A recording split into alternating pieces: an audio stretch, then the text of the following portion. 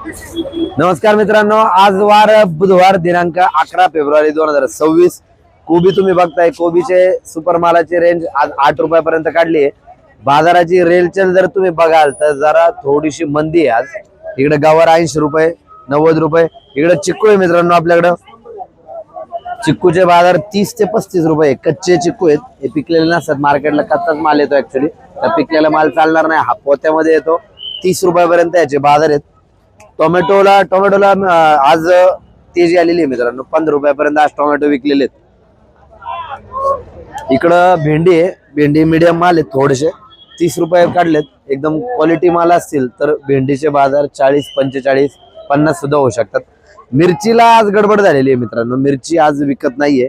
हे जे माल काल आपण हे अशा क्वालिटीचे माल 60 रुपये विकले होते पोत्याला, आज 50 रुपयांनी सुद्धा यायला गिराईक नाहीये। म्हणजे आज थोडीस बाजार मंदी आहे।